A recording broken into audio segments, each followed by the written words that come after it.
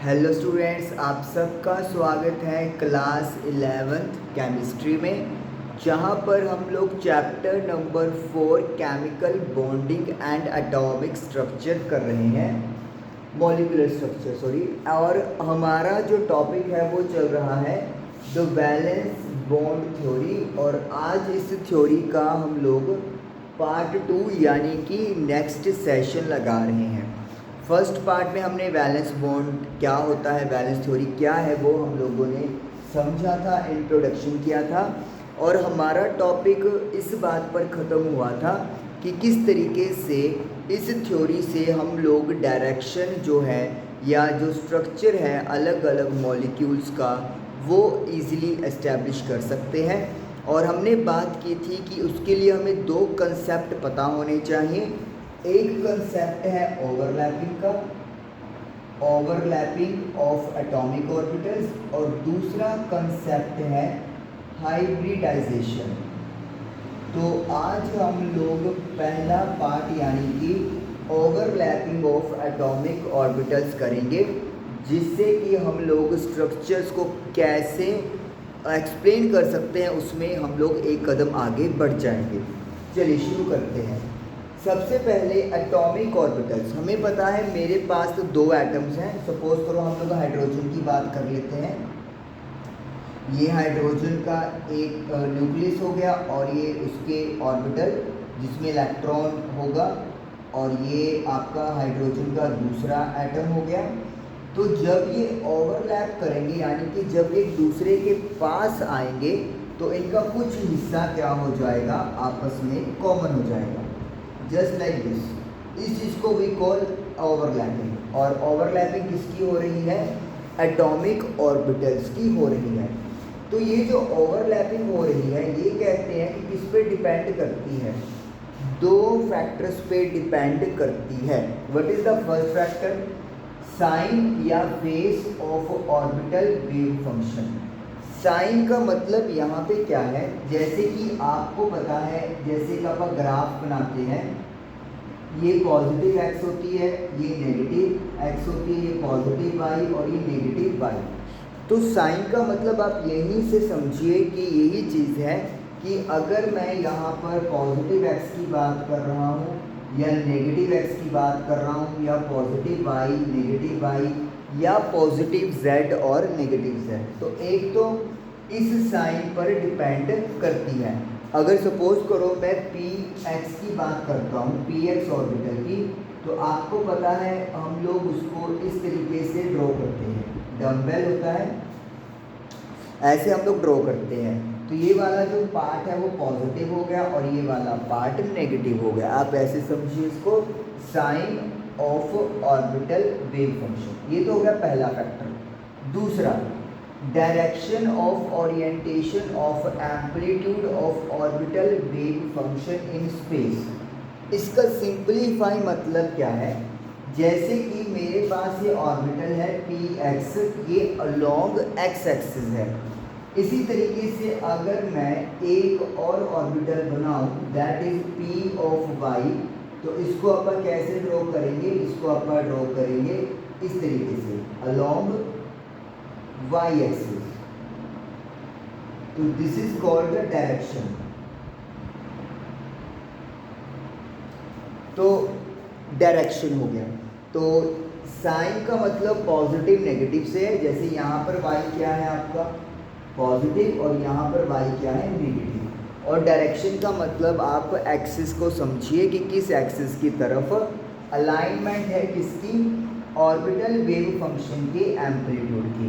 तो इन दो फैक्टर्स पे ओवरलैपिंग डिपेंड करती है, या फिर मैं ये कह सकता हूँ इन दोनों फैक्टर्स की वजह से टोटल 3 टाइप की ओवरलैपिंग होती है। अब देखिए क्या चीज़ है, जिन ऑर्बिटल्स ने बॉन्ड्स फॉर्म करने हैं, बड़े ध्यान से यहाँ पे देखना है, समझना है। ऑर्बिटल्स जो कि बॉन्ड्स फॉर्म कर रहे हैं यानी कि जिनकी वजह से कोवैलेंट बॉन्ड बन रहा है, उनके पास जो साइन या फेस है वो भी सेम होना चाहिए और ओरिएंटेशन भी सेम होनी चाहिए। यानी कि ये जो दोनों फैक्टर्स हैं, जो भी दो एटॉमिक ऑर्बिटल्स आपस में ओवरलैप करेंगे, अगर चाहते हैं कि ओवरलैप करने पर वो बॉन्ड भी बनाए तो उसके लिए उनका जो साइन है या फेस है वो सेम होना चाहिए और जो डायरेक्शन है वो भी सेम होनी चाहिए, और इसे हम लोग पॉजिटिव ओवरलैप या इन फेस ओवरलैप भी बोलते हैं। इसको समझने के लिए मैं यहाँ पे आपके पास बनाता हूँ, जैसे किसी भी एटम का मेरे पास दो एटम्स हैं, उनके पास पी एक्स है, तो मैं क्या करूँगा उसका इस तरीके से पी ऑफ एक्स बनाएंगे अपना। This is X axis, this is Y axis, तो पी ऑफ एक्स, और ये आपका पॉजिटिव साइड हो गया और ये नेगेटिव साइड हो गया। तो अगर आप चाहते हो कि ये वो ऑर्बिटल बनाए जिससे कि बॉन्ड फॉर्म हो, तो जो दूसरी एटम होगी जिनके साथ कोवैलेंट बॉन्ड बनेगा, उसका भी यहाँ पर पॉजिटिव सेम फेस और डायरेक्शन वाइज एक्स एक्सिस की तरफ होना चाहिए। आप देख सकते हो दोनों ही एक्स एक्सिस वाले हैं और ये पॉजिटिव है और ये भी पॉजिटिव इंटरेक्ट कर रहा है, तो जब ये ओवरलैप करेंगे तो it will be like this. ये आप इसको मान के चलो और ये आप इसको मान के चलो, तो this is the overlap part. लेकिन कंडीशन क्या है, ये दोनों का फेस सेम होना चाहिए, या तो पॉजिटिव या फिर नेगेटिव, और इसको बोलते हैं हम लोग पॉजिटिव ओवरलैप। तो हम लोग क्या देख रहे हैं कि अगर ओवरलैपिंग होने के बाद बॉन्ड बनना है तो साइन भी सेम होना चाहिए और डायरेक्शन भी सेम होनी चाहिए। मतलब ये नहीं है कि अगर ये x पॉजिटिव है तो इधर x नेगेटिव नहीं चलेगा। अगर इधर p ऑफ x है और इधर आप p ऑफ y बना दोगे तो वो भी नहीं चलेगा। दोनों का डायरेक्शन और sign should be the same, और उसे बोलते हैं पॉजिटिव ओवरलैप, और इसी से ही बॉन्ड फॉर्म होता है। आगे करते हैं नेगेटिव ओवरलैपिंग।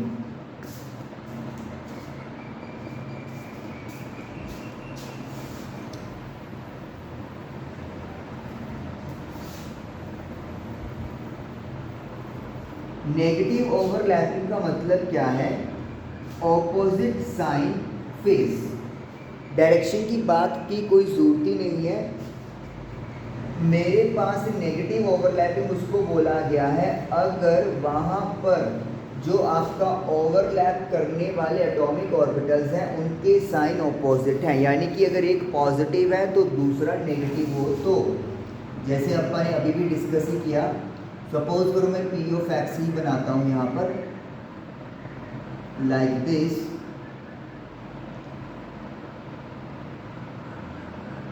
एंड सपोज करो लाइक दिस, तो ये पॉजिटिव मान के चलो और ये नेगेटिव मान के चलो, इनके साइन क्या हो गए, ऑपोजिट हो गए। तो यहाँ पर ओवरलैपिंग तो हो जाएगी, इधर ओवरलैपिंग तो ऑर्बिटल्स की हो जाएगी नो डाउट, लेकिन यहाँ पर कोई भी बॉन्ड फॉर्म नहीं होगा, नो बॉन्ड फॉर्मेशन। तो इसका मतलब है नेगेटिव ओवरलैप या फिर आउट ऑफ फेस ओवरलैप में साइन का डिफरेंस आएगा। अगर एक ऑर्बिटल पॉजिटिव है तो दूसरा नेगेटिव होगा। डायरेक्शन तो ऑफ कोर्स सेम ही होनी चाहिए अगर मैं नेगेटिव ओवरलैप की भी बात कर रहा हूँ, मतलब कि अगर P ऑफ x है तो P ऑफ x ही होगा, P ऑफ y है तो P ऑफ y ही होगा।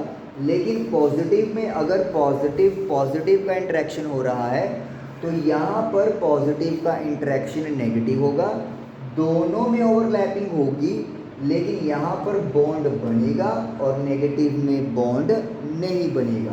तो ये होती है कहानी नेगेटिव ओवरलैप। उसके बाद आता है ज़ीरो ओवरलैप। ज़ीरो ओवरलैप का मतलब क्या है कि आपके ऑर्बिटल्स एक दूसरे के साथ कंबाइंड ही नहीं हो रहे, तो बॉन्ड बनने का सवाल ही पैदा नहीं होता। और उसकी वजह क्या है, की ओरिएंटेशन यानी डायरेक्शन डिफरेंट है। जैसे कि सपोज करो इसको आप मान के चलो P of x positive negative, और आप इसको मान के चलो P of y positive negative, तो इनका आपस में कोई भी ओवरलैप नहीं हो सकता। It will be like this only. तो आप देखो साइन सेम होने के बावजूद भी इनका कोई ओवरलैप नहीं हो रहा, क्योंकि अगर मुझे ऑर्बिटल्स बनाने हैं तो डायरेक्शन जो है वो सेम होना चाहिए। लेकिन यहाँ पर क्या चीज़ है, डिफरेंट ओरिएंटेशन है, तो इसीलिए ओवरलैप ही पॉसिबल नहीं है। ज़ीरो ओवरलैप बोलेंगे, और जब ओवरलैप ही नहीं हुआ तो कोई बॉन्ड फॉर्मेशन भी नहीं होगा।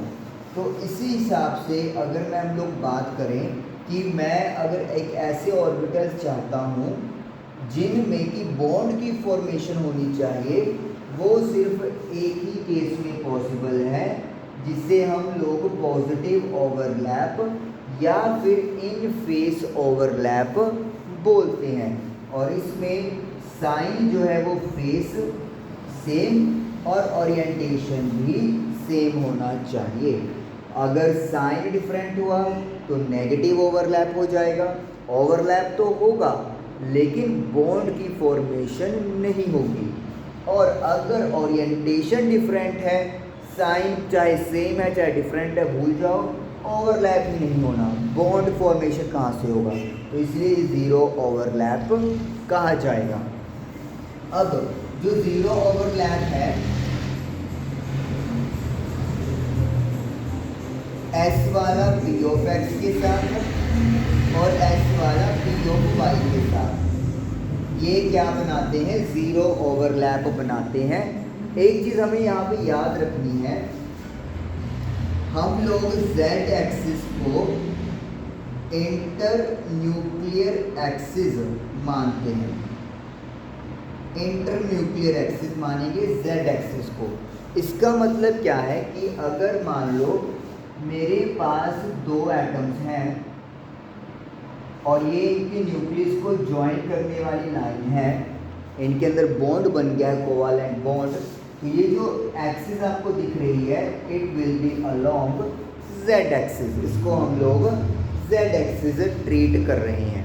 तो इसका मतलब ये हो गया कि s का P ऑफ x के साथ और s का P ऑफ y के साथ कोई इंटरेक्शन नहीं होगा, सिर्फ और सिर्फ z वाले के साथ इंटरेक्शन होगा। तो ये कहानी है ज़ीरो ओवरलैप की। इसी तरीके से P ऑफ x का Py के साथ भी कोई ओवरलैप पॉसिबल नहीं है। ओके, तो अब हम लोग ये देखते हैं कि क्या हम लोग सिर्फ किस वजह से ओवरलैपिंग के कंसेप्ट से मॉलिक्यूल की जो शेप है उसे हम लोग या एंगल को जस्टिफाई कर सकते हैं। हालांकि हमें पता है कि अगर मुझे शेप के बारे में प्रॉपर इंफॉर्मेशन फैच करनी है तो एक तो ओवरलैप का कंसेप्ट पता होना चाहिए और एक हाइब्रिडाइजेशन का कंसेप्ट क्लियर होना चाहिए। तो ओवरलैपिंग का कंसेप्ट हम लोग अभी क्लियर कर चुके हैं, सेम साइन और सेम ओरिएंटेशन। क्या यहाँ से हम लोग शेप को डिफाइन कर सकते हैं, जस्टिफाई कर सकते हैं? हालांकि ये बात नहीं हो पाएगी क्योंकि हाइब्रिडाइजेशन का रोल भी आएगा, लेकिन फिर भी देखते हैं कि इसमें क्या कमी है। हमने मीथेन मॉलिक्यूल को स्टडी करना है CH4, जिसमें हाइड्रोजन कार्बन हाइड्रोजन के बीच का एंगल 109.5 डिग्री है। अगर हम लोग बात करें कार्बन जो है उसका एटॉमिक नंबर 6 होता है और कॉन्फ़िगरेशन क्या है उसकी 1s2 2s2 2p2, जिसे थोड़ा सा बेटर वे में हम लोग लिख सकते हैं 2px1 2py1। और अगर एक्साइटेड स्टेट में आ जाए, मतलब 4 हाइड्रोजन जब कार्बन को अप्रोच करेंगे तो उसकी एनर्जी में, ऑर्बिटल्स की एनर्जी में चेंज आएगा, जिसकी वजह से S वाला एक इलेक्ट्रॉन Z वाले ऑर्बिटल में चला जाएगा। और अगर 4 हाइड्रोजन के साथ बॉन्डिंग करनी है तो 4 अनपेयर इलेक्ट्रॉन्स का होना ज़रूरी है। तो यहाँ पे तो सिर्फ 2 अनपेयर थे, लेकिन जब हाइड्रोजन ने अप्रोच किया तो S वाला भी अनपेयर हो गया और साथ में वो PZ के पास चला गया, तो एक अनपेयर और बन गया। अब देखिए जो PX, PY और PZ हैं, ये हमें पता है तीनों आपस में परपेंडिकुलर होते हैं। अगर हम लोग बात करें, इसे मैं बना लेता हूँ PX, इसे हम लोग बना लेते हैं PY, और जो PZ है वो आउटवर्ड होगा या इनवर्ड होगा, तो उसे हम लोग रिप्रेजेंट कर देते हैं इस तरीके से, सपोज कर लेते हैं। तो ये तो हो गए तीनों परपेंडिकुलर हैं। This is Z direction, this is X वाला direction and this is Y वाला डायरेक्शन। परपेंडिकुलर का मतलब क्या होता है? ये तीनों जो है वो 90 डिग्री का एंगल एक दूसरे के साथ बनाएंगे। X, Y, Z, three all of them are mutually perpendicular to each other। तो यानी कि जो हाइड्रोजन आएगा वो यहाँ पर क्या होगा, जैसे ओवरलैप होगा तो सपोज करो 1 1 1, इस तरीके से ओवरलैप हो जाएगा हाइड्रोजन का 1s ऑर्बिटल। हाइड्रोजन के पास सिर्फ एक ही इलेक्ट्रॉन होता है 1s में, तो वो ऑर्बिटल ओवरलैप हो जाएगा यहाँ पर इस तरीके से जैसे आप देख रहे हो। अब एक हाइड्रोजन बच गया हमारे पास, तो हमारे पास क्या है 2s, और 2s क्या होगा आपको पता है, 2s जो होता है वो स्फेरिकल होता है शेप में, और उसकी कोई फिक्स डायरेक्शन नहीं होती, मतलब वो कहीं पे भी अपने आप को किसी भी तरीके से बॉन्डिंग कर सकता है। तो जो फोर्थ इलेक्ट्रॉन होगा अनपेयर जो हाइड्रोजन का है, वो इसको किसी भी डायरेक्शन से अपने साथ अटैच कर सकता है। लेकिन हम लोग क्या देख रहे हैं, यहाँ पर जो एंगल है 109.5 डिग्री, लेकिन हमारे पास तो 3 एंगल कितने के आ गए 90 डिग्री के, और फोर्थ एंगल के बारे में कोई इन्फॉर्मेशन है ही नहीं, वो किसी भी एंगल से अपने आप को बॉन्डिंग बना सकता है। तो इसका मतलब है कि इस थ्योरी से, अकेला ओवरलैप की थ्योरी से आप मॉलिक्यूल को जस्टिफाई नहीं कर सकते, उसकी शेप को जस्टिफाई नहीं कर सकते। उसके लिए हमें हाइब्रिडाइजेशन का टॉपिक पता होना ज़रूरी है। तो इसीलिए ओवरलैप अकेला वैलेंस बैंड थ्योरी से मॉलिक्यूल की शेप को एक्सप्लेन नहीं कर सकता। नेक्स्ट है हमारे पास टाइप्स ऑफ ओवरलैपिंग। अब ओवरलैपिंग की क्या क्या टाइप्स हैं हमने देख लिया कि किस तरीके से ओवरलैप पॉसिबल है, सेम साइन और सेम डायरेक्शन या ओरिएंटेशन होना चाहिए। तो उसी के बेसिस पे मेरे पास 2 टाइप की ओवरलैपिंग है, सिग्मा बॉन्ड और एक है पाई बॉन्ड। सिग्मा बॉन्ड के 3 नाम और हैं, end to end, head on overlap या फिर एक्सियल ओवरलैप। ये सभी तीनों नाम सिग्मा बॉन्डिंग के हैं। और ये बनता कैसे है, this is important, along inter nuclear axis. मतलब क्या है, आपके पास 2 एटम्स हैं और उनके न्यूक्लियस, जैसे सपोज करो ये न्यूक्लियस है, तो इनकी आपस में क्या होएगी, इंटर न्यूक्लियर एक्सिस के अलोंग क्या होती है, बॉन्डिंग या फिर ओवरलैपिंग होती है। ये पॉसिबल कहाँ कहाँ पे है, एस एस में, जैसे कि ये एस एस ऑर्बिटल ओवरलैप कर गए, ये भी एस ये भी एस, फिर एस और पी, ये एस हो गया आपका और ये हो गया पी, फिर है P P P P, this is overlapping part, ये ओवरलैपिंग पार्ट। तो ये इंपॉर्टेंट है कि ये अलोंग इंटर न्यूक्लियर एक्सिस होगा, यानी कि जो line nucleus to nucleus join कर रही है उसके अलोंग ओवरलैपिंग जो होगी उसे सिग्मा बॉन्ड बोलेंगे अलोंग द इंटरन्यूक्लियर एक्सिस। और ये 3 टाइप का हो गया, एस एस, एस पी और पी पी। तो पी वाला जो न्यूक्लियस के अलोंग होगा ऑर्बिटल, उसके साथ यहाँ पर ओवरलैपिंग होगी। और हमने पहले भी लिखा था कि हम लोग z एक्सिस को इंटरन्यूक्लियर एक्सिस मानेंगे। तो वी कैन से कि एस और पी जेड की या पी जेड की पी जेड के साथ ओवरलैपिंग हो रही है। अब बात करते हैं पाई बॉन्ड की।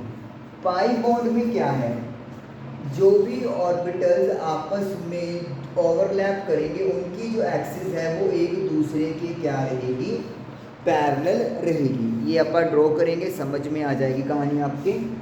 ये इंपॉर्टेंट है, यहाँ पर जो आपके ऑर्बिटल्स ओवरलैप कर रहे हैं they are perpendicular to internuclear axis.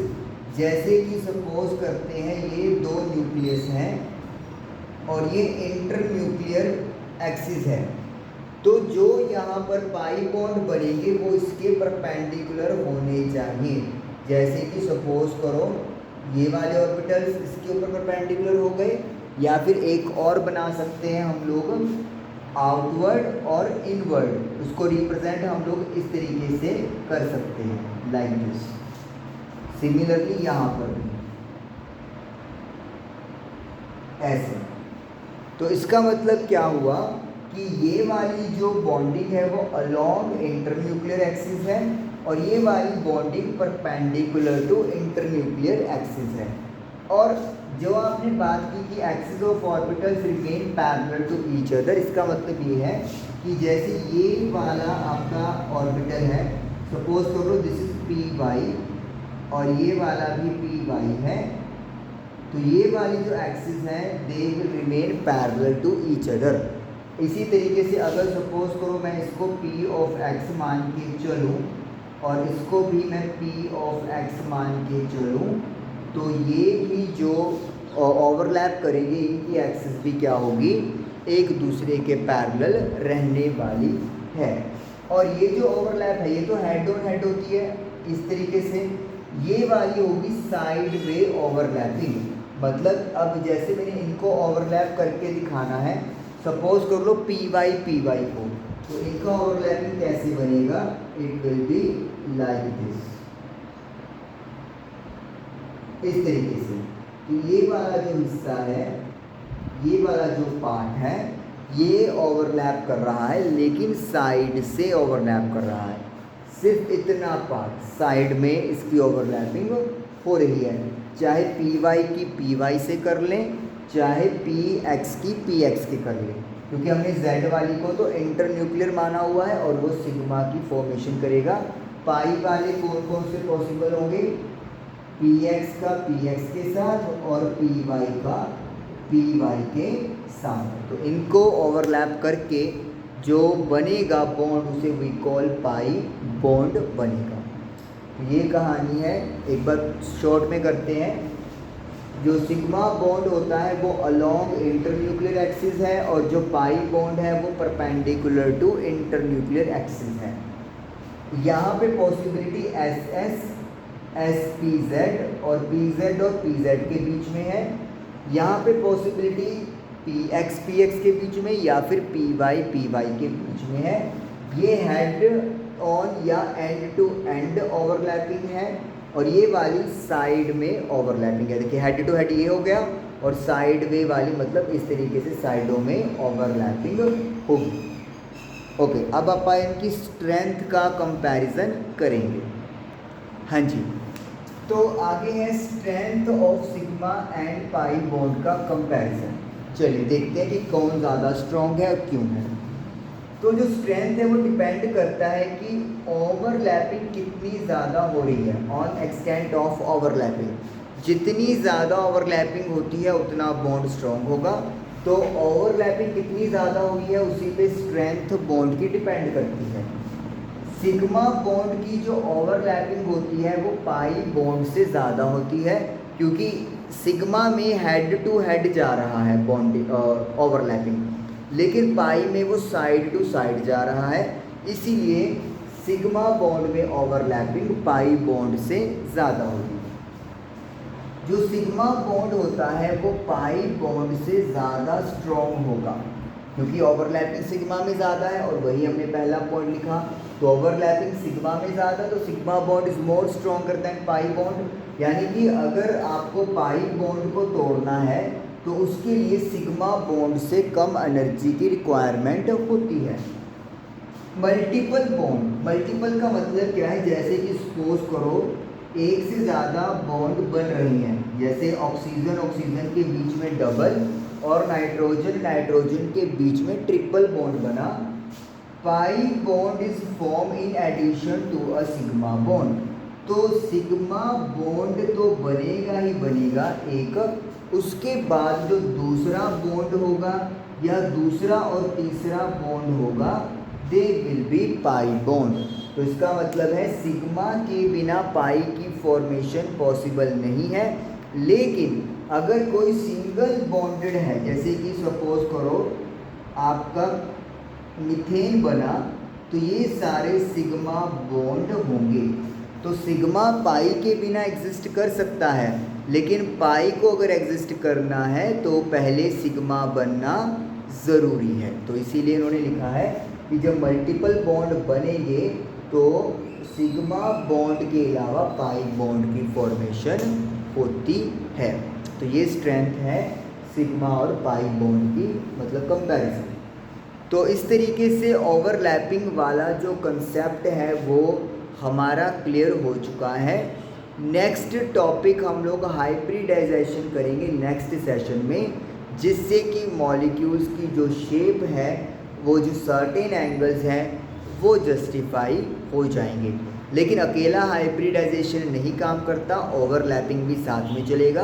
तो इसीलिए ओवरलैपिंग और हाइब्रिडाइजेशन मिलके शेप को अच्छे तरीके से एक्सप्लेन करते हैं, और उसी की हम लोग डिस्कशन नेक्स्ट सेशन में करेंगे। Thank you.